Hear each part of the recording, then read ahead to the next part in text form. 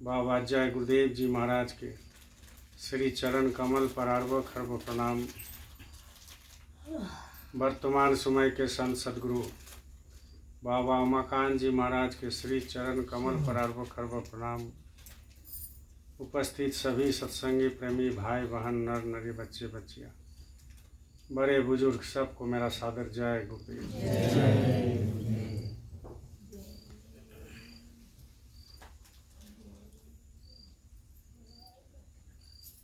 प्रेमियों,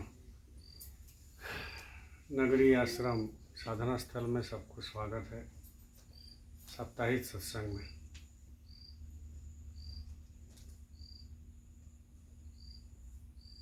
देखिए प्रेमियों, साधन लोग करते हैं, बहुत सारे प्रेमी हैं, बहुत सारे गुरु की भक्ति करने वाले हैं, बहुत सारे देवी देवता को भक्ति करने वाले हैं, बहुत सारे जो है लोग भूत प्रेत का भी भक्ति करता है, बहुत सारे लोग पत्थर को भी पूजते हैं, मूर्ति को भी पूजते हैं, पेड़ पौधे को भी पूजते हैं। तो सब अलग अलग लगा हुआ है, सब अलग अलग लगा हुआ है। अब सब कोई सोचता है कि हम ठीक रास्ते में जा रहे हैं, सब कोई सोचता है कि हम ठीक रास्ते में जा रहे हैं, उसी में मेरा मुक्ति हो जाएगा, मोक्ष हो जाएगा। ये नहीं सोचता है कि मोक्ष कैसे होगा। मुक्ति तो हो जाता है। मुक्ति मतलब क्या है कि हम कोई काम कर रहे हैं, कोई उलझन में पड़े हुए हैं, उलझन मेरा ठीक हो गया तो मुक्ति हो गया, चलो ठीक है, मुक्त हो गया भैया, बोलता है ना कि झंझट से मुक्त हो गए तो मुक्ति हो गया। लेकिन मोक्ष उसको पता नहीं कि मोक्ष किसको कहते हैं। साधना जो है, एक साधना होता है मन का खुराक, जैसा अभी आप सुन रहे थे, दुनिया भर के बाजा बज रहा था। अब क्या बोले माइक पर, वो भी सोच रहा है कि हम जो है भक्ति कर रहे हैं, पूरा नाचा गाना बाजा बजाना, पानी ढालना, ये करना वो करना करना। तो वो जो है मन की एक खुराक है, वो अंदर तक नहीं पहुंचता है। वो सोच रहा है कि हम साधना कर रहे हैं, हम भक्ति कर रहे हैं, लेकिन वो भक्ति, वो साधना क्या है, साधना तो नहीं कहेंगे, भक्ति वो बोलते हैं अपने हिसाब से, भक्ति का परिभाषा दूसरा है। लेकिन वो सोचते हैं कि हम जो है भक्ति कर रहे हैं, और वो आत्मा तक पहुंचता नहीं, अंदर पहुंचता नहीं। ये वो मन की खुराक है। अभी यहाँ बजा दिया जाए, भक्ति का ही एक गाना बजा दिया जाए, और यहाँ जितना सबको बोला जाए कि भाई नाचो, तो नाचने लगेगा। मन की खुराक हो गया। वो अंदर में जो है कुछ नहीं है, वो मन की खुराक, कि मन उसको कहते हैं। मन को अच्छा लगता है, नाचने लगता है। और मन थोड़ी नाचता है, मन तो अंदर में है, आपको नचवाता है, ये शरीर को नचवाता है। और जब शरीर को नचवाता है, नाचता है, तो लोग सोचते हैं कि ये नाच रहा है, ये थोड़ी नाच रहा है। शरीर का ताकत नहीं है को नाचे, लेकिन उसके अंदर जो शक्ति है वो तो है ही है। लेकिन मन क्या करता है, उसको नचता है। अब मन को अच्छा लगता है, उसको खुराक है। तो ऐसा ही जितनी क्रियाक्रम है, जितनी भी संसार में, ये सब मन की खुराक है। जितना भी क्रियाक्रम, ये मन की खुराक। लेकिन अंदर में जो आत्मा का खुराक है, वो एकमात्र खुराक है, नाम शब्द को पहचानना, शब्द को पहचानना और भजन करना, और अंदर में जा कर के आत्मविश्लेषण करना कि भाई हमको आनंद कैसे मिले। तो ये काम कौन करता है? मन का खुराक अलग है और विवेक का खुराक अलग है। जो सद्गुरु होते हैं वो सत्संग में विवेक डाल देता है अंदर में, तो वो विवेक का खुराक उसका है। और वो विवेक बोलता है कि भजन करो, तुम जो कर रहे हो बेकार है, तुम जो नाचा गाना करते हो इससे मोक्ष नहीं होता है, तुम जो करते हो इसमें साधन नहीं होता है, तुम जो करते हो इसको भक्ति नहीं कहते। ये विवेक कहता है, सबके अंदर है, वो कहता है। लेकिन जो मन की खुराक को लेके चलते हैं, उसको ये चीज मालूम नहीं होता है। वो सोचता है यही मेरा भक्ति है। अब सोचो सावन में पानी डालेगा पूरा सावन भर, अब प्याज लहसुन भी लोग नहीं खाते हैं। कोई कोई पूछता है इसमें प्याज लहसुन है क्या, हमको पूछता है, हाँ है, तो सावन है नहीं खाएंगे। अच्छी बात है, तो कितना दिन? बोले बस पानी डाल के आएंगे और खाने लगेंगे। वैसा ही हो जाएगा। अब 1 महीना बीत जाएगा, उधर से आ जाएगा, फिर अपना खाने लगेगा।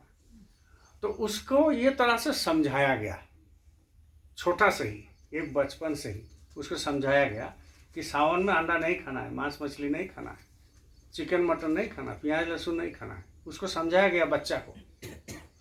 अब वो बच्चा उसी हिसाब से समझते समझते बड़ा हो गया। अब उसका भी शादी होगा, उसको वो भी नाती पोता बनेगा, वो भी ऐसा ही समझाएगा। तो जब वैसा ही समझते समझते पूरा दुनिया ऐसा हो गया, भागदौड़ मच गया, और पूरा दुनिया जो है अंधे विश्वास पर और अंधा कानून पर और अंधा धर्म पर चलने लगा। तब सदगुरु क्या करते हैं कि चलो हम भी थोड़ा समझाते हैं। तब वो आते हैं, समझाते हैं। लेकिन होता क्या है कि लाख में एक समझते, लाख में एक समझते सदगुरु की बात को। और दूसरा क्या है, वो लाखों में 99,900 समझ लेगा उनकी बात को, और उनको आगे करेगा, उनको आगे करेगा। क्यों आगे करेगा?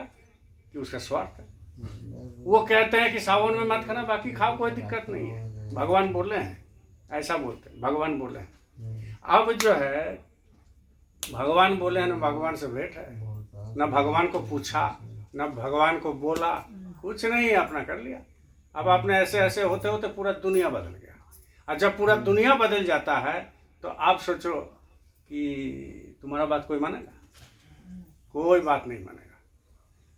तो महात्मा क्या करते हैं, सदगुरु क्या करते हैं, आपको बोल करके लाते हैं, समझाते हैं, और समझा करके बैठाते हैं, बैठा करके जो है नामदान दे करके उसको करते हैं।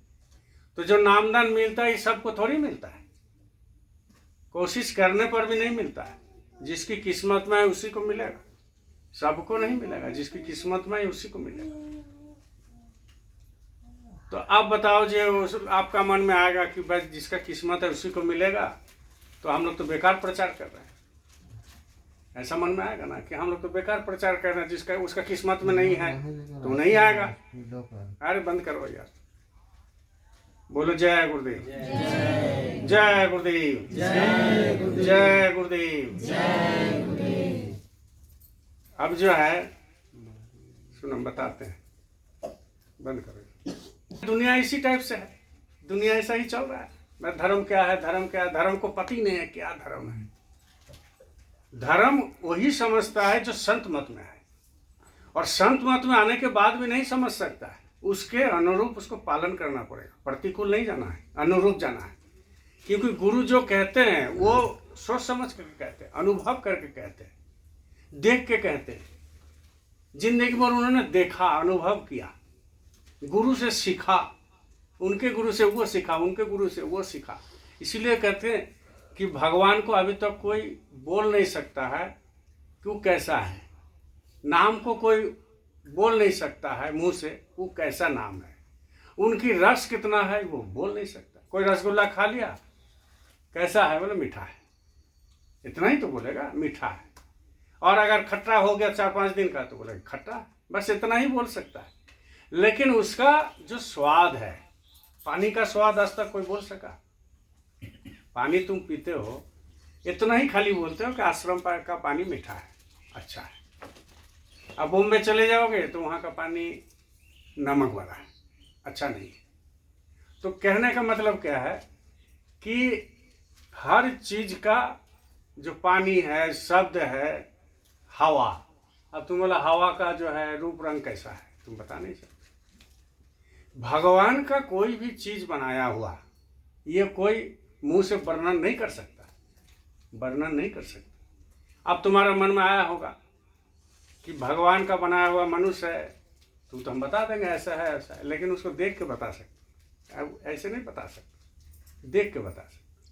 तो कहने का मतलब है जो नामदान मिला है, गुरु जो दिया है, वो सबसे बड़ा चीज है। उसके सामने धन दौलत कुछ नहीं। गुरु महाराज भी बताए, जितनी महात्मा सब बताए, लेकिन वो नामदान मिलने के बाद उसको वो नजरअंदाज करता है, वो सोचता है कि ऐसा ही मिल गया, ऐसा ही मिल गया, बस ले लिए, कान में ले लिए, अब कर लेंगे भजन, कर लेंगे, कर लेंगे, कर लेंगे। लेकिन वो नामदान सबको नहीं मिलता है भाई। वो मिल गया, समझ लीजिए आपकी माने कितना पूर्वज का आशीर्वाद आ रहा, कितना आपका पुण्य इकट्ठा हुआ, तब जाकर के आपको नामदान मिला। मीराबाई को बहुत बेचैनी हुआ, मीराबाई को, कि नामदान लेना है, नामदान लेना है, नामदान लेना है, कहाँ ले, कहाँ ले, खूब रोती थी। तो मिल गया रविदास से, रविदास से मिल गया। जात में चमार थे, इसीलिए कहते हैं कि जाति ना पूछो साधु की, पूछ लीजिए ज्ञान, और मोल करो तलवार की, परा रहन दो मैं। तलवार का मोल करो, उसमें धार है कि नहीं है, वो पीतल का है कि सोना का है कि चांदी का है कि लोहा का है, उसके ऊपर जो मयान है उसको क्या विषाद है, कुछ नहीं। उसको तो अंदर में जंग लगा हुआ दे देगा और ऊपर में बढ़िया से सफा करेगा। तो बोला कि तलवार अच्छा है, ऐसे थोड़ी होता है। मतलब गुरु को जान के करना है। गुरु शब्द रूपी होते हैं, गुरु ऐसे थोड़ी शब्द रूपी होते हैं। हजारों गुरु चल रहा है पूरा यूट्यूब में, इधर में उधर हजारों गुरु सोचते हैं कि हम गुरु हैं, और लोग कहते भी है गुरु जी मेरा ऐसा है, गुरु जी, अब बड़ी खुश होते हैं गुरु। अगर कोई बोल देता है गुरु जी ऐसा है तो गुरु खुश होता है, मन में दिखाता नहीं लेकिन बड़ी खुश होता है। अब उसको अगर बोल दिया जाए भैया हमारे साथ ऐसा प्रॉब्लम है, सत्संग दे रहा है मान लीजिए कोई गुरु, अब उसको कोई बोल दिया भैया ऐसा ऐसा प्रॉब्लम है, तो उसके चेला लोग भी बोलेगा, सब बोलेगा अच्छा गुरु को भैया बोलता है, और गुरु भी सोचेगा कि हमको भैया बोल रहा है, तो उसको भी हालत खराब हो जाता है। तो कहने का मतलब जो असली गुरु होते हैं वो गुरु कभी बनता ही नहीं है, क्योंकि गुरु कोई किसी को चेला नहीं बना सकता, क्योंकि आपके अंदर जो आत्मा है वो भी भगवान का ही रूप है, भगवान का अंश है, परमात्मा का अंश है, गुरु का अंश है। अब उसी आत्मा को कोई मनुष्य रूपी मंदिर में आ करके कोई गुरु बोल देगा कि हम उनको बना देंगे चेला, तो नहीं बना सकता। क्यों? क्योंकि सदगुरु खुद बोलते हैं कि वो मेरा ही अंश है, परमात्मा का ही अंश है, तो उसको हम कैसे गुरु बना दें? चेला को नहीं गुरु बना सकता। अब वो नामदान लेने के लिए जब मीराबाई पूरा छटपटा रही थी तो नामदान मिल गया उनकी दया से, बहुत रोने के बाद मिल गया। अब जब नामदान ले लिया तो वो उनका देश का, उनका समाज का, उनका सास ससुर, उसका पति, उसका रिश्तेदार सब बोलने लगा अरे तेरा गुरु तो चमार है। सब कोई बोलने लगा तेरा गुरु चमार है, गरीब है, ब्राह्मण थोड़ी है, चमार है, गरीब है, एक तो महल भी नहीं है। अगर ऐसा गुरु है तो काहे नहीं एक महल बना लेता है। बहुत तरह का बोलता है ना, हम लोगों को भी बोलता है ऐसा, हम लोग को गुरु के लिए बहुत कुछ बोला है, आजकल नहीं बोलता है, कम करता है। तो मीराबाई को खराब लगता है, हमारे गुरु के बारे में कोई कुछ बोलेगा तो खराब लगेगा। तो मीराबाई को बहुत खराब लगता है, बहुत। तो जब खराब लगते लगते लगते लगते एक दिन बोला कि जाएंगे आज गुरुजी से पूछेंगे, जाएंगे गुरुजी के पास। अब मीराबाई के पास एक हीरा था, हीरा, तो उसको ले जाएंगे। अब मीराबाई जो है हीरा को ले लिया, गुरु के पास चले गए। तो रविदास तो सिलाई करते थे, जूता उता सिलाई करते थे। अब उस सिलाई में मगन थे, मीराबाई खड़ी हो गई, प्रणाम उनाम किया, बोले गुरुजी। बोला अरे तुम आ गई मीरा? बोला हाँ। बोले क्यों, कोई देखता नहीं है तुमको? अरे तुमको भला बुरा खूब कहेगा, तू मेरा पास आया है। बोले गुरुजी उसकी मेरी परवाह नहीं है, उसका परवाह कोई नहीं करता। अगर सच्ची भक्त होगा तो ये निंदा चुगली ये वो ऊंचा नीचा इसका कोई परवाह नहीं करता। ये बस एक हमारा गुरु ठीक है तो ठीक है, हम ठीक है तो ठीक है। तो कहने का मतलब है जिसका ये रंग लग गया, ये होली का रंग इसी को कहते हैं। जो रंग उनके अंदर लग गया तो वो रंग को छुटकारा नहीं, उस रंग कभी छूटता नहीं है, उस रंग कभी छूटता ही नहीं है। अब क्या किया, वो रंग जो है उसको लग गया। अब वो बोला कि नहीं हुजूर जो भी हो उससे हमको कोई मतलब नहीं, जो भी हो उससे हमको कोई मतलब नहीं, हमको तो आप छोड़ के हम कुछ नहीं जानते, आप छोड़ के हम कुछ नहीं जानते। बोला अच्छा ठीक है बैठ। तो तो बोले क्यों आया, कुछ तो कारण होगा।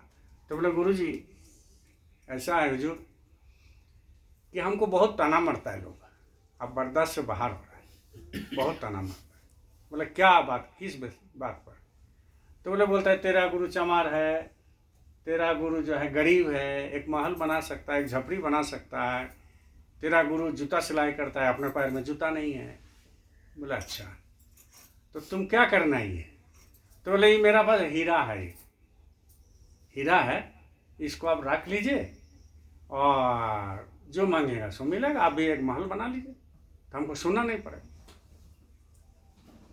तो बोला अच्छा वहाँ रख दो, वहाँ रख दो। अब कभी जी रख दिया रविदास के सामने, बगल में रख दिया, मीराबाई प्रणाम करके चली गई।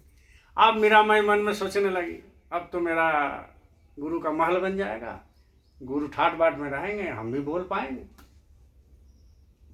चली गई। साल भर हो गया। तो जब साल भर हो गया सब कोई बोल रहा है तेरा गुरु तो फिर वही है, वही है, तुम बोल रही थी मेरा गुरु बड़ा है, ये है वो है, फिर वही है। तो मीराबाई सोचने लगी अरे हम तो गुरु जी को देख आए थे, गुरु जी को इस्तेमाल नहीं किया क्या। अच्छा चलते हैं। 1 साल के बाद गुरु के पास गया। अब गुरु के पास जा कर के बोले हुजूर वो जो हीरा दे के गए थे तो उसका इस्तेमाल आपने नहीं किया, बनाया नहीं महल वाला, कुछ भी तकलीफ होता बोलते तो दे देता। तो हीरा कहाँ है। बोले तू जहाँ रख के गया तो वहीं है, हम देखते तक नहीं। बोले तू जहाँ रख के गया वहीं पर पड़ा हुआ है, जाकर देख। तो मीराबाई दौड़ के गई, बोले वहीं पर रखा हुआ, उसी में रखा हुआ। तो आकर के बोले कि हुजूर हमको बदनाम करता है तो आपको अच्छा लगता है, हमको बदनाम कर रहा है, लोग आपको लेकर के ताना मारते हैं, सुनाते हैं, तो आपको क्या अच्छा लगता है। तो बोले मेरा वो क्या है। बोले हीरा है। तो बोले तुमको जो चीज़ दिए हैं ना वो हीरा से भी नहीं खरीद सकता है, तुमको जो चीज़ दिए वो हीरा से भी नहीं खरीद सकता है, और हमको हमारे गुरु महाराज जो दिया वो हीरा से उसको तोल नहीं सकता, इसलिए वो मेरे सामने मिट्टी है। ये धन जिनको मिल जाता है ना मिट्टी हो जाता है, ये सारे चीज़ मिट्टी हो जाता है, उसके सामने ये कुछ नहीं, मिट्टी भी नहीं, वो एक राख होता है, राख। जैसे मुर्दा जला करके खाक हो गया वैसा ही है, खाक हो जाता है, राख हो जाता है। तो कहने का मतलब यह है जो आपको हमको मिला इसको लोग समझ, खाली सत्संग, आप दोनों कभी सत्संग में बैठे तो अभी लग रहा है कि बात सही है, मिला तो है, ये तो किसी को मिला नहीं है, हम ही को मिला है। लेकिन जैसा ही सत्संग छोड़ के चले जाओगे, घर में रगड़ा धगड़ा में फंस जाओगे, तो नाम दान जो मिला है वो गौन हो जाता है। वो लगता है कि नहीं अरे सबको मिलता है, हमको भी मिल गया, देख लेंगे, काल कर लेंगे, परसों कर लेंगे। लेकिन उसका रखवाला शायद कोई होता है, वो नामदान का जो रस है, नामदान का जो वो मिला है आप, तो शायद कोई रखवाला होता है कि उसको रगड़ करता है। इसीलिए महात्मा कहते हैं कि जो रगड़ करता है उसको मिलता है, जो रगड़ाता नहीं उसको नहीं मिलता है, क्योंकि वो पत्थर है, उसको ऐसे रगड़ोगे तब चिंगारी मिलेगा। तो वो जो है जीता जगता जो है वो दिया है, वो दिया तो हमेशा जल रहा है, लेकिन उसमें तेल तो डालना पड़ेगा ना। कौन सा तेल, ये सरसों तेल और रिफाइन तेल और करंज तेल देने से थोड़ी आ जाएगा। वो दिया जल रहा है, उसको तेल की जरूरत नहीं है, लेकिन उस दिया के सामने आप जब समक्ष खड़े होंगे तो खड़ा होने के लिए तो आपको तैयार होना पड़ेगा। तो वो तैयार कैसे होते हैं, गुरु ही कराता है सब कुछ, लेकिन सुमिरन ध्यान भजन करेगा तब तैयार होगा, तब तैयार होता है। इसलिए गुरु जो आपको मिला और नामदान जो मिला ये शायद किसी किसी को मिलता है, ऐसे सबको नहीं मिलता है। बहुत लोग हैं दुनिया में, बहुत लोग हैं दुनिया में। तो किसको मिला, आपको मिला। नगरी में इतना लोग है, किसको मिला, आपको मिला। तो ये जो मेहनत का फल आपको उठाना पड़ेगा। ये मेहनत जो आप करते हैं, कोई कोई बिजनेस करता है मेहनत खूब करता है लेकिन उसका बुद्धि है नहीं। हमारे जैसा बिजनेस में कोई बुद्धि है नहीं तो फेल करता है 1000 को।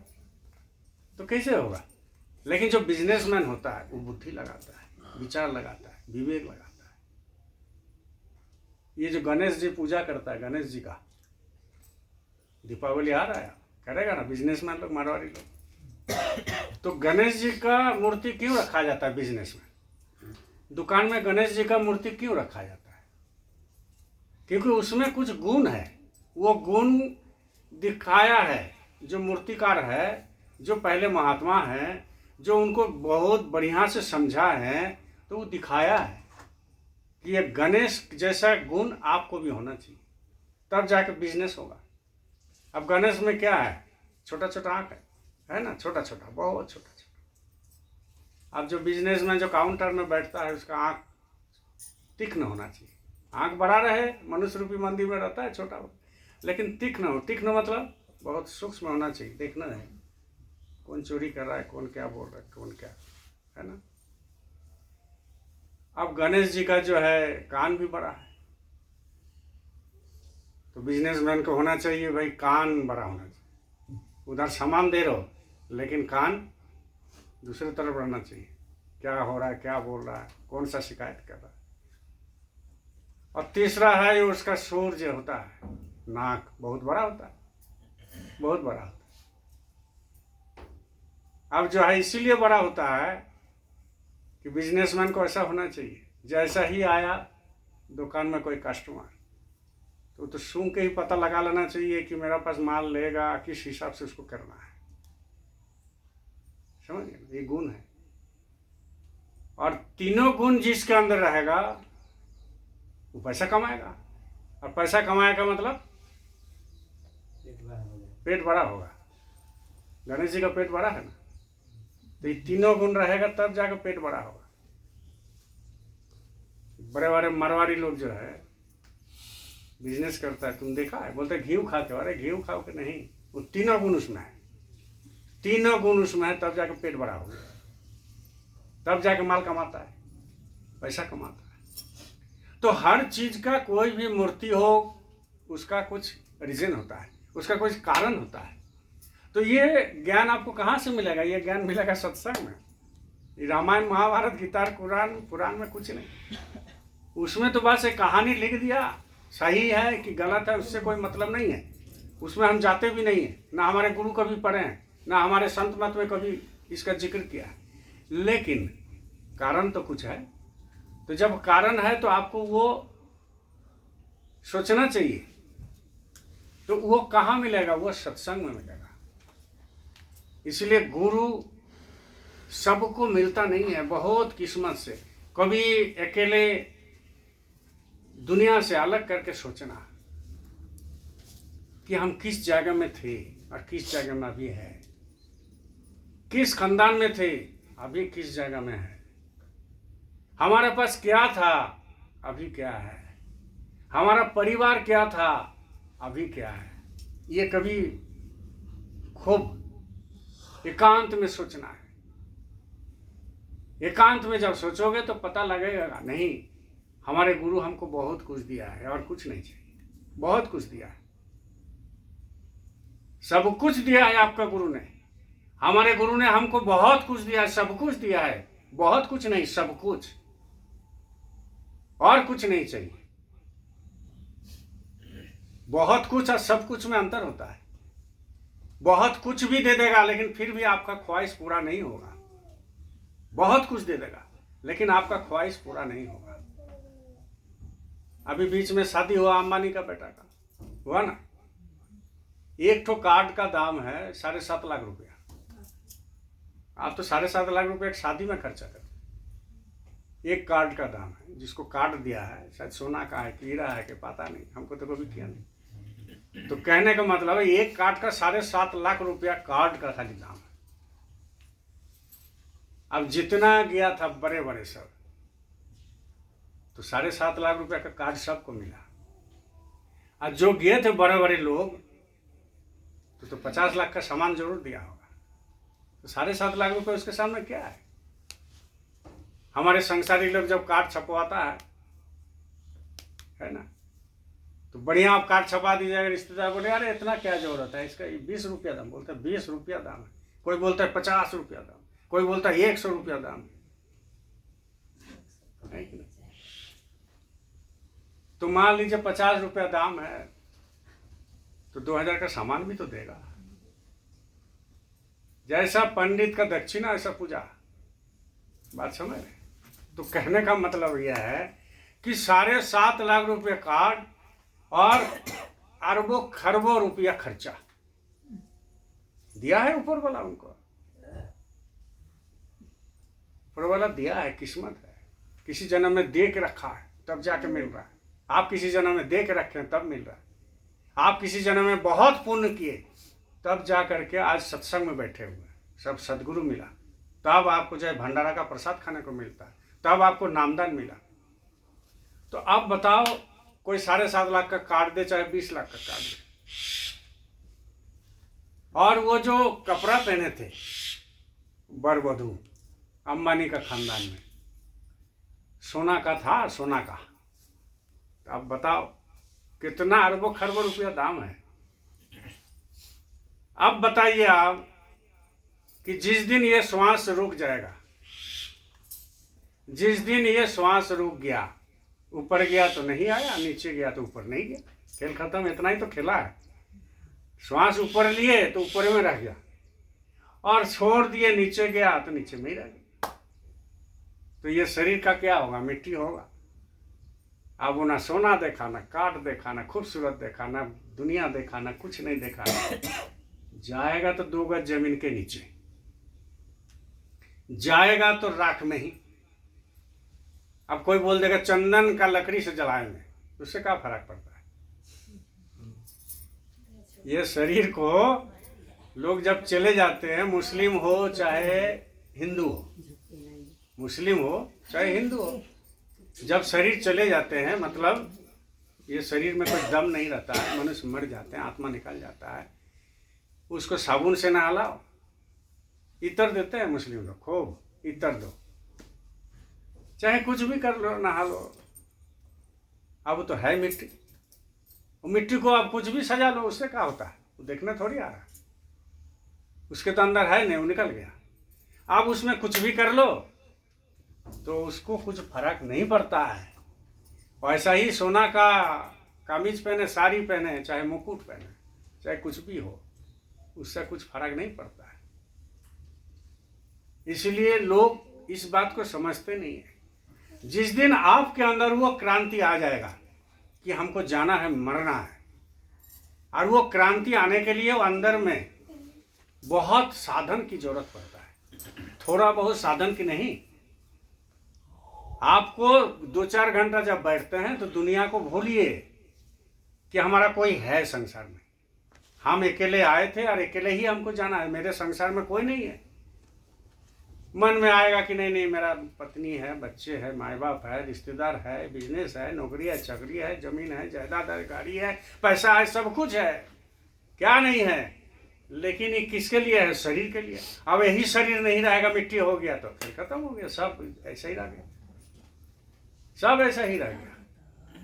तो इसलिए साधन भजन जरूरी होता है। जब तक कोई साधन भजन नहीं करेगा, भाई कैसे करेंगे? दुनिया दिन भर खाटते हैं, ये करते हैं, वो करते हैं। अरे मन तो बनाइए। संकल्प जब बनाओगे तो नींद नहीं आता है। बहुत सारे लोग हैं ना कि संकल्प बना लेते हैं, भोर 4 बजे उठते हैं फलाना जगह में। ये जो सब्जी का धंधा लोग करते हैं, हम तो देखे 3 बजे उठता है, 2 बजे उठता है, 2:30 बजे उठता है, और उठ करके सब्जी निकालता है, पहले दिन निकाल के रखते हैं, पैकिंग करके रखते हैं, वो बाजार जाता है। बाजार एक संकल्प हो गया कि हमको बाजार जाना है, बेचना है, इसलिए 3 बजे 4 बजे उठता है। किसी को दुकान खोलना है, संकल्प हो गया। किसी को नौकरी जाना है, संकल्प हो गया। किसी को कुछ काम करना है, संकल्प हो गया। आपका संकल्प क्या हो गया कि नहीं आज सत्संग जाना? संकल्प, संकल्प में बहुत जोर रहता है। तो जिस दिन मन में हो जाएगा कि नहीं इस चीज को हमको करना है, तो करके रहेगा। सब तो सारे संसार मन का ही खेला है, सारे संसार मन का ही खेला है, और किसी का खेला है नहीं। इसलिए मन को अगर बस में करना है तो गुरु महाराज ने जो दिया है उसमें समय देना पड़ेगा। लोग कहते हैं कि मन ही सब कुछ है। बात तो सही है, मन ही सब कुछ है। ये कोई नया बात थोड़ी लोग बोलते हैं कि मन ही सब कुछ है, मन को रोक लेगा तो सब कुछ पा जाएगा। तो ये तो क्या है, ये तो सबको ही बोलता है। लेकिन करके दिखाओ, करके दिखाना पड़ेगा। तो आपको मन को कंट्रोल करने के लिए भजन जरूरी है, भजन करना ही पड़ेगा, तब जाके काम देता है। बोलो जय गुरुदेव। लेकिन हम लोग क्या करते हैं कि दुख में सुमिरन सब करे, दुख में सुमिरन सब करे और सुख में करे ना कोई। जो सुख में सुमिरन करे दुख कहे को। ये क्यों कहा, ऐसे थोड़ी कहा। कुछ सत्संगी है, उसको मकान बन रहा है, बन रहा है मकान। कभी जमीन नहीं था, उसके कोई जमीन नहीं था, सत्संग में आता था। अब मकान बनने लगा, छोटा मोटा ठेला लगाने लगा, तो वो सोच रहा है कि हमारे पास पैसा आ गया, अब सत्संग की कोई जरूरत नहीं है। तो जब दुख था तब तो खूब किया, खूब किया। सत्संग आना, सेवा करना, भंडारा में हम तो देखते हैं ना, भंडारा में सेवा करना। अब जैसा ही फिर दुख आ गया तो खूब करा, और जैसा ही सुख आ गया तो सुख आ गया तो बस खेल खत्म हो गया, सत्संग में नहीं आएगा। क्यों? क्योंकि वो भूल जाता है। उसको पता होना चाहिए कि वो कौन दिया। जब हमारे पास दुख था तो ये कौन दिया, कौन देखा। किसी रिश्तेदार ने थोड़ी दिया, कौन दिया ये देखना है। तो अगर मन में सोचेगा नहीं नहीं गुरु महाराज ही दिया है, तो गुरु महाराज को छोड़ेगा नहीं। इसीलिए तो गुरु महाराज कहते थे कभी कभी कि तुम गद्दार हो, तुमको हम देना चाहते हैं, देते भी है तो रखता नहीं है, सत्संग छूट जाता है। दुख में सुमिरन सब कोई करे, सुख में करे ना कोई। सुख में सुमिरन नहीं होता है। एक भक्त था, बोलिए जय गुरुदेव, जोर से बोलिए जय गुरुदेव, जय गुरुदेव। एक भक्त था, अब उसको गुरु के पास जाते थे, आना जाना करते थे, आना जाना करते थे। और वो भक्त जो है गरीब था, बहुत गरीब था। तो ये नहीं कि गुरु नहीं देखते, ऐसा बात थोड़ी है। अरे अंदर में बैठा हुआ है तो देखेगा नहीं, कोई बाहर थोड़ी है, ये अंदर में ही बैठा है तो देख रहा है। आपकी भावना को देखते हैं कि इनको कब चाहिए, जमीन कब चाहिए, मकान कब चाहिए, गाड़ी कब चाहिए, दूसरा चीज कब चाहिए, खाने का कब चाहिए, वो देखता है। यहाँ बैठा हुआ है। आपका दिल में जब आ जाएगा ना, मन में जब आप पक्का विश्वास हो जाएगा कि गुरु महाराज यहाँ बैठा हुआ है, ना नगरी में है, ना उज्जैन में है, ना मथुरा में है, ना इधर में है, ना उधर में, यहाँ बैठा। ये जब पक्का आपका हो जाएगा कंक्रीट, तब आपको डर किसी से नहीं रहता है, तब आपको चाहत किसी से नहीं रहता है, ख्वाहिश नहीं रहता है। क्यों? क्योंकि यहाँ बैठा हुआ देख रहा है कि हमको चाहिए तो देगा। लेकिन होता क्या है, मनुष्य सोचता है कि आज मिल जाए। उनकी देने का तरीका दूसरा है। वो देते हैं कब? जब आपकी जरूरत पड़ेगा तब देते हैं, उसके पहले नहीं देते। कितना भी आप माथा पे चिकर लो, देगा नहीं। अगर उनकी शरण में है तो देख करके ही देगा आपको, पहले नहीं देगा। तो कहने का मतलब यह है, दुख में सुमिरन सब कोई करे, सुख में करे ना कोई। तो वही भक्त था।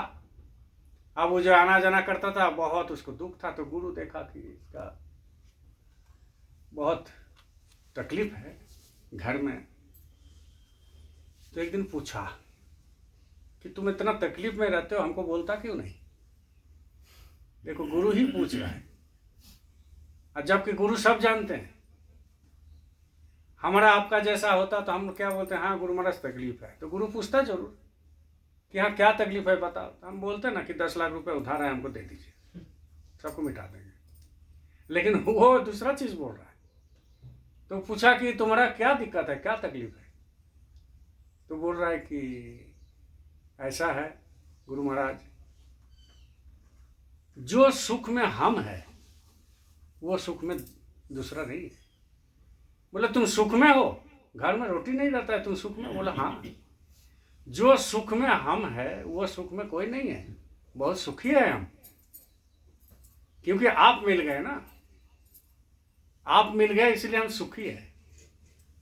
तो बोला अच्छा, तो हम कुछ देना चाहते हैं, तो बोलो आपका मर्जी, हम आपसे मांगना नहीं चाहते, वो आपका मर्जी, दे दीजिए। लेकिन गुरुजी मेरा भी एक शर्त है। बोले क्या शर्त है? बोले ये शर्त है कि आप जो है, जो मेरी जरूरत अगर है तो आपके हिसाब से, मेरे कोई जरूरत नहीं, तो उससे जो है 1 रुपया के जाएगा 4 आना दीजिएगा, 75 पैसा अभाव में रखिएगा। तो ये कौन सा मांगना हुआ? कर देंगे तो पूरा ही कर देंगे, 75 पैसा काहे, 16 आना कर देते हैं। तो बोले नहीं हुजूर 25 पैसा ही हमको दीजिएगा, 75 पैसा नहीं चाहिए। बोले क्यों? बोले जिस दिन आप 16 आना देंगे उस दिन हम भूल जाएंगे आपको, समझे? जिस दिन आप 16 आना हमको कर दीजिएगा तो जरूर ये आप जान लीजिए कि हम आपको भूल जाएंगे, सत्संग में नहीं आएंगे, आपको दर्शन करेंगे नहीं, आपके प्रति मेरा भावना दूसरा हो जाएगा, संसार में हम लगाव हो जाएगा, रिश्तेदार से लगाव हो जाएगा, हम किसी को मानेंगे नहीं, मेरे अंदर अहंकार आ जाएगा। ये टोटल काम होने लगेगा पूरा। बोलिए जय गुरुदेव। इसलिए हमको 25% नहीं दीजिएगा, अगर आपका इच्छा है तो, हमको कोई इच्छा नहीं। तो अब बताओ, ऐसा भक्त होना चाहिए ना। जब ऐसा ही भक्त होगा तब तो गुरु सोचेंगे नहीं असली चेला मिला। गुरु बहुत मिलते हैं और चेला भी बहुत मिलता है, लेकिन कोई कोई चेला होता है जो गुरु को पसंद होता है, और कोई कोई गुरु होता है जो चेला को पसंद होता है। बहुत है ऐसी भरा पड़ा हुआ है, लेकिन लोग सोचते नहीं है। सब मन की खेला है। विवेक गुरु का देन है, और मन आपके अंदर उत्पन्न किया हुआ वो ख्वाहिश है, वो कभी शांत नहीं बैठता। कितना जन्म जन्मांतर आपको मन नचाया होगा, कितना जन्म जन्मांतर मन नचाया होगा, आज भी नचा रहा है। ऐसे आ रहा है जा रहा है, कितना बार आए कितना बार गए, मन नचा रहा है। और जिस दिन मन चुप हो गया, मन के जीते जीत और मन के हारे हार।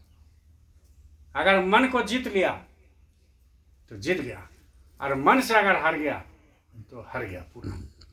इसीलिए तो गुरु की जरूरत पड़ता है, क्योंकि मन बोलता है ये करो तो गुरु समझाता है। कैसे समझाते हैं? सत्संग के माध्यम से। कैसे समझाते हैं? विवेक से, कि नहीं ये ठीक नहीं है, बहुत हो गया, अब इसको छोड़ो। जब ये मन को कोई जीत लिया, क्योंकि मन जैसा शत्रु नहीं और मन जैसा मित्र नहीं, वैसा ही भाई जैसा शत्रु नहीं और भाई जैसा मित्र नहीं। ये संसार का नियम है। तो कहने का मतलब यह है प्रेमियों, कम से कम डेली बैठा करें। ये तो बार बार बोलते हैं, महाराज जी भी बोलते हैं, गुरु महाराज बोल के गए, डेली कुछ भी हो जाए, रात भर दिन भर आप खाते रहो, रात में कम से कम माला लेके बैठिए एक बार जरूर। और जब माला लेके बैठोगे, भाले आपका सोते सोते माला गिर जाए कोई बात नहीं, लेकिन आपका दूसरा दिन मन में पश्चाताप होगा, कल मेरा माला गिर गया था, आज ठीक से करेंगे। और फिर दूसरा दिन भी माला गिर जाए तो फिर भी आप पश्चाताप होगा। देखो अभ्यास तो बना रहेगा ना, कम से कम रजिस्टर में नाम तो दर्ज होगा गुरु की कि नहीं बैठा था। यहाँ तो अधिकतर लोगों को माला गिर जाता है रात को, अधिकतर लोग सुबह में कर लिया तो बना, और रात को किया शाम को किया तो नहीं बनेगा, हरगिज नहीं बन सकता। सुबह में कर लिया तो बन जाएगा। क्यों? क्योंकि रात भर जो सोते हो आप, अवचेतन मन कहते हैं इसको, रात भर जो सोते हो फिर भी मन दौड़ाता है। सपना आता है कि नहीं? तो मन दौड़ाता है रात में भी। कल एक तो सपना देख रहे हैं कि पूरा बढ़िया से सत्संग हो रहा है, बहुत बड़ा सत्संग हो रहा है, बहुत बड़ा। पता नहीं ये कब होगा, होना तो चाहिए ही, होगा ही। सत्संग हो रहा है तो उसमें पूरा स्वागत हो रहा है। किसका हो रहा है ये नहीं बताएंगे, पूरा स्वागत हो रहा है, लंबा लाइन, मंच बना हुआ है, और जैसे मंच में उठा तो माइक खराब हो गई, तो उसको डांट भी पड़ा। तो कहने का मतलब है कि जब आप दिन भर ये सब करते रहोगे तो मन जो है उसी तरफ ले जाएगा, रात को भी उसी तरफ ले जाएगा, लेकिन वो बैठेगा नहीं चैन से। वो रात में जो है वो भी घूमता रहेगा, खूब घूमता है। अब ये जो है कितना जन्म लिए, कितना बार आए, कितना बार गए, ये तो मन साथ में छोड़ता नहीं। ये जैसा ही उधर से हाथ में आया तो मन वहाँ से ऊपर से पकड़ लिया, साथी भाई हमको भी लिए चलो थोड़ा सा। आप बोले कि नहीं नहीं तुम बहुत थकता है, तुम मानेगा थोड़ी, वो आपके साथ लगा देगा, और आपके साथ जब लगा देगा दोनों आंखों के पीछे में बैठा देगा, अब आपको कुछ नहीं कर सकते। अब उसी के बात पर चलना पड़ेगा, उसी की बात पर चलना पड़ता है। इसलिए गुरु के लिए जो तरफ होता है वो बड़ी किस्मत वाला के लिए होता है। गुरु के लिए जो आंसू गिरता है वो बड़ी किस्मत वाला का होता है। गुरु के लिए जो व्याकुलता होता है वो बहुत किस्मत वाला का होता है, सबकी नहीं होता है। राजा पीपा का कहानी सुना है? बोलो जय गुरु। राजा पीपा बहुत बड़े राजा थे और बहुत धर्मनिष्ठ थे, बहुत धर्म था उनके अंदर। जो है वो चाहते थे कि धर्म का ही काम करें, बड़ी दानवीर थे राजा पीपा। अब वो राजा पीपा जो है मन में सोचता था कि नामदान लेना चाहिए, इतना नामदान का कदर होता है, इतना नामदान लोग करते हैं, सत्संग होता है, तो नामदान लेना चाहिए, कहाँ मिलेगा कहाँ मिलेगा। तो जब असली तरफ हो जाएगा तो गुरु बुला लेता है।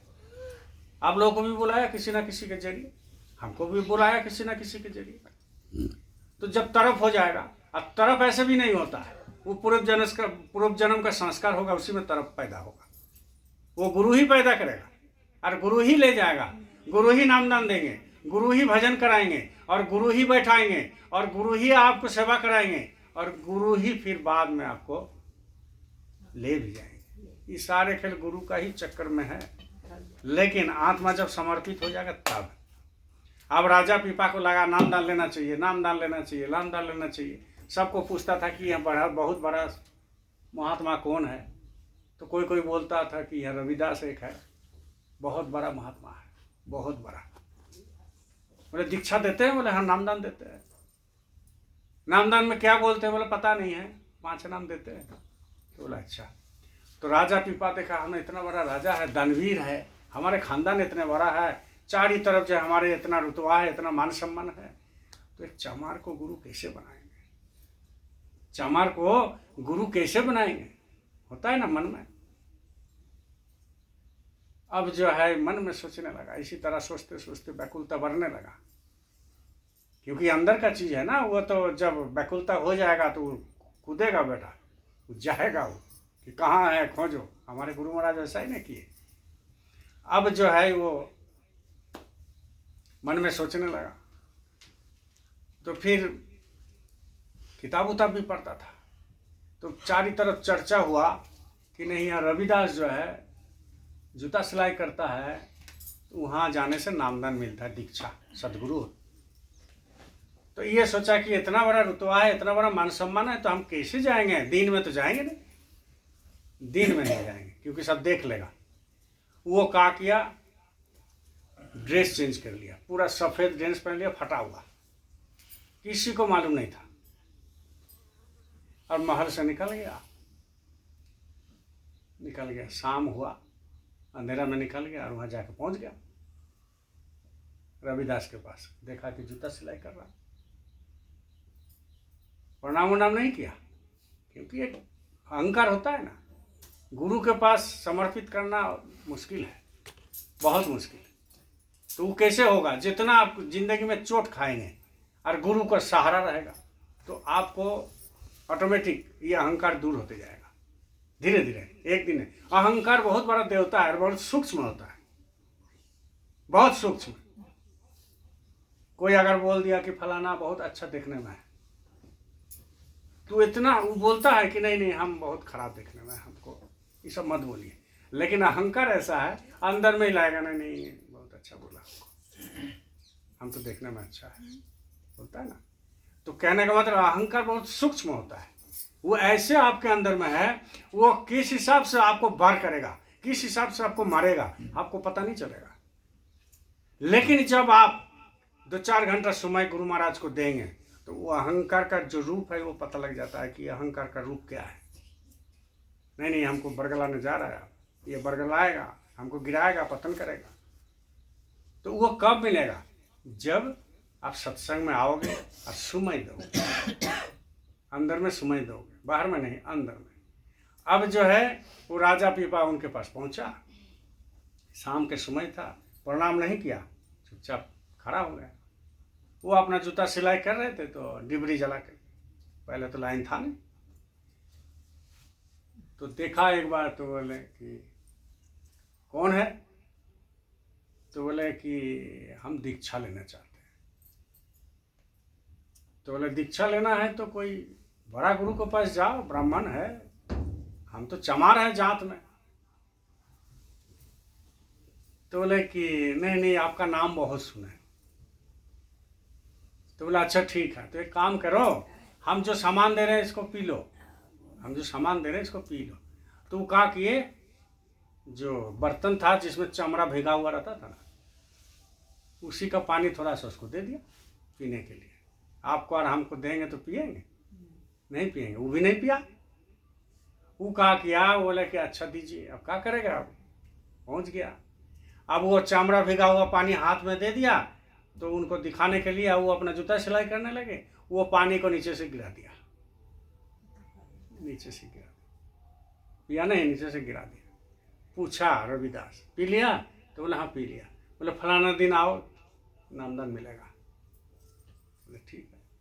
अब तो ये क्या करेगा, गुरु को मना ही नहीं तो नामदान लेके क्या करेगा? बहुत लोग नामदान ले लिया, गुरु को मानता ही नहीं, तो क्या करोगे?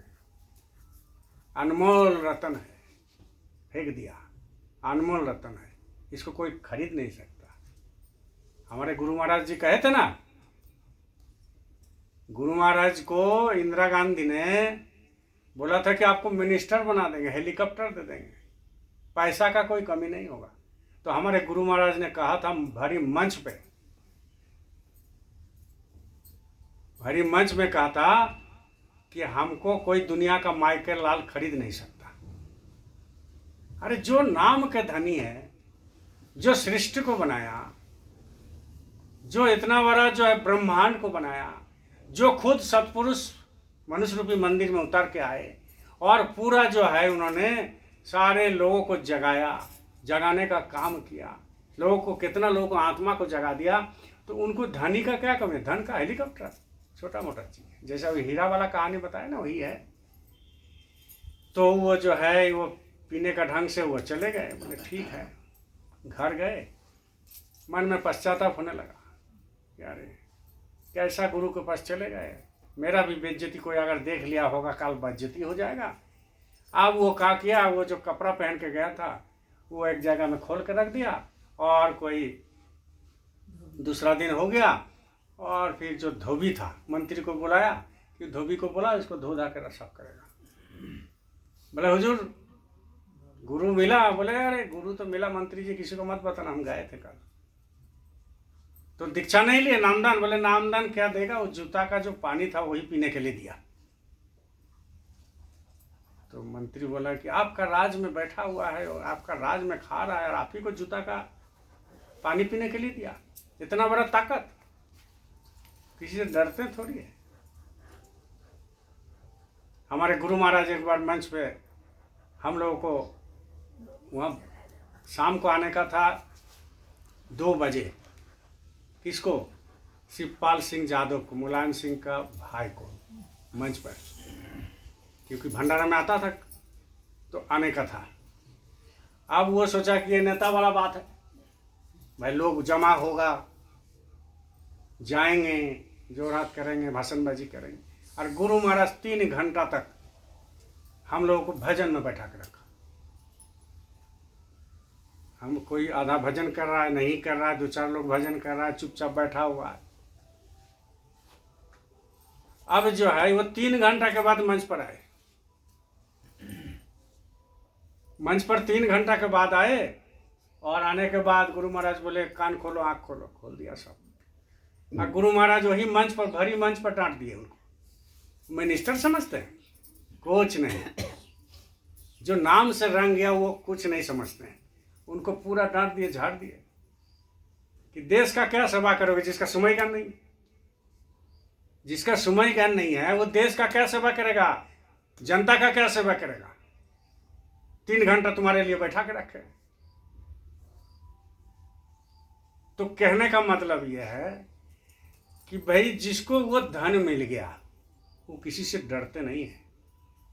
इसीलिए ना कहते गुरु का प्यार मिल जाए जिन्हें एक बार जीवन में, गुरु का प्यार मिल जाए जिन्हें एक बार जीवन में, वो बंदे हो नहीं सकते कभी लाचार जीवन में। गुरु का प्यार मिल जाए जिन्हें एक बार जीवन में, गुरु का प्यार जिसको जीवन में एक बार मिल गया वो होता है सच्चा प्यार। तो सच्चा प्यार आपको मिला, दुनिया में आपसे प्यार करने वाला कोई नहीं है। ये अब लिख लीजिए, लिख लीजिए, ये कागज में नहीं दिल का पन्ना में लिखिए कि आपको दुनिया में प्यार देने वाला कोई नहीं है। और जो भी आपको प्यार देते हैं तो समझ लीजिए उसका कोई स्वार्थ में है। वो चाहे माता हो, चाहे पिता हो, चाहे बाप हो, चाहे बेटा हो, चाहे बच्ची हो, चाहे रिश्तेदार हो, चाहे बंधु बांधव हो, कोई भी हो, उसका कोई स्वार्थ है। बिना स्वार्थ के कुछ नहीं। तो कहने का मतलब ये संत बताते हैं, ये सदगुरु बताते हैं, ये जिन्होंने देखा अनुभव किया वो बताता है। आप सोचते हो कि हमारे लिए बहुत वो प्यार करता है, कुछ नहीं प्यार करेगा, कुछ नहीं। इसलिए आप अकेले आए हो, बोलो जय गुरुदेव। आप अकेले आए हो, धरती पर जब आए हो तो अकेले आए हो, अकेले। और जब जाओगे तो सीधी सीधी बात है, सब पड़ा रहेगा, लोग रो रहा है तुम देखोगे, बांस का मचा बन रहा है देखोगे, कफन ला करके तैयार है देखोगे, आप जाने से पहले स्मशान में लकड़ी पहुंच जाएगा, मिट्टी का तेल पहुंच जाएगा, पंडित पहुंच जाएगा, आपको माचिस पहुंच जाएगा। बगल में किसी को माचिस मांगो अगर है तो नहीं देगा, एक तिल्ली नहीं देगा। लेकिन जिस दिन तुम मर जाओगे बगल वाला बोलेगा कि माचिस मेरा पास है, वो माचिस लेके चला जाएगा, पहले ही माचिस लेके चला जाएगा। तो किसको आप अपना समझते हो? कोई अपना नहीं है।